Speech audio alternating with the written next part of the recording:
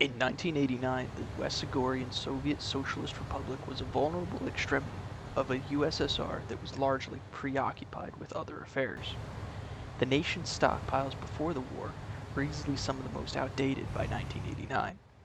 These primarily consisted of the BTR-40 APC making up their vast reserves, with a few BTR-70s available being in active service. Likewise, T-34/85s were the most common tank in the country's reserves, but the T-55s were their active MBT. When fighting began to shift from riot activities into full-blown secessionist revolt, the fighting wing of the West Siberian Nationalist Party laid their hands upon the vast stockpiles of World War II-era equipment and put it to use, alongside the slightly newer but no less ancient BTR-40. The BTR-40 was still the primary APC of the WZSSR, and it would be for the WZNP throughout the conflict. What few BTR-70s the WZNP did capture were modified extensively before being put into service. The BTR-40 by 1989 was a horrifically outdated vehicle usually used for police action and internal security in West Siberia, but as the most common armored vehicle available, easy to drive, and more compact, this armored car was the lifeblood of keeping troops mechanized in the sporadic mobile warfare to soon follow in the early stages of the conflict. BTR-70s were the closest to an IFV the early conflict saw and were used a bit more conservatively to protect the limited numbers available given their excessive vulnerability. The vast stockpiles of 14.5 ammunition depots captured by the WZMP greatly outsized their demand with what limited vehicles they had, so upgunning and up-armoring their most common vehicle became a priority and capability. This involved placing a singular KPVT gun modified for hand firing on a turret ring with an armored shield around the gunner. With this configuration, the BTR-40 designated Nationalist Party would be able to elevate their transport into fighting weapons against enemy positions, light vehicles, and helicopters.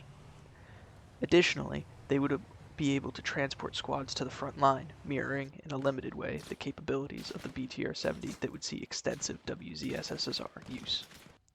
Very soon after the WZNP began seizing armories and depots, the USSR delivered a whole batch of vehicles to modernize the WZSSR internal armed forces to suppress the rebellion.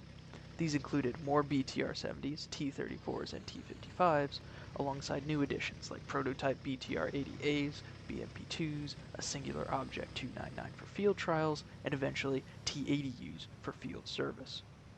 Limited USSR personnel were also rerouted from other activities to support WZSSR internal forces.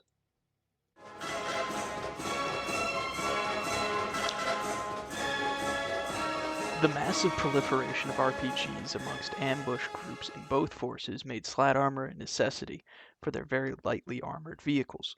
BTRs of both the 40 and 70 variety received this armor in mass by their troops in order to provide some kind of survivability against close-range ambushes.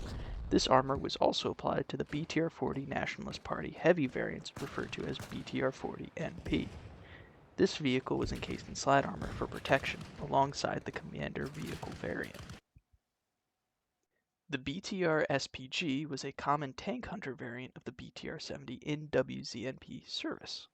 It had both of its machine guns removed to give the gunner, who is also the loader, more space to operate the 4 SPG-9 barrels affixed to the top of the turret.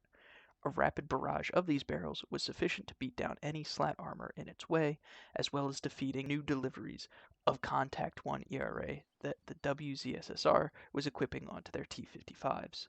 The first shot destroying protection in place, and the subsequent rounds destroying the vehicle underneath. Working as a makeshift tandem warhead that Nationalists otherwise had no industry to produce themselves as specialized warheads. The SPG BTRs were ambush predators as their lack of stabilization made effective use on the move impossible, and attempts to fire the limited shots from an exposed stationary position were ill-advised. From the concealment of foliage, convoys of WZSSR troops would be thoroughly battered by direct fire, and by the time a response could be mounted, the BTR would have either slipped away or its full infantry complement would have overwhelmed the unfortunate convoy, as was regularly the case in very disorganized fighting in the early war. The BTR-70 was a good hull for the job because while it can still accommodate a squad of infantry, the extra space can also store a multitude of spare rounds for the SPG-9, allowing for sustained use on the front before having to rearm at a localized base.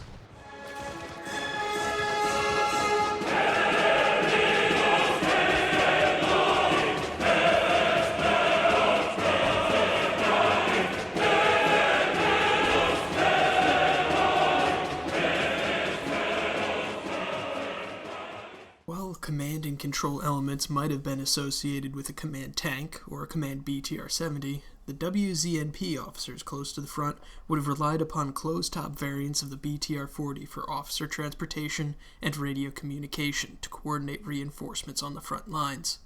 These vehicles are rare, as WZNP forces would have more commonly relied upon dug-in concealed positions rather than mobile, conspicuous armored vehicles.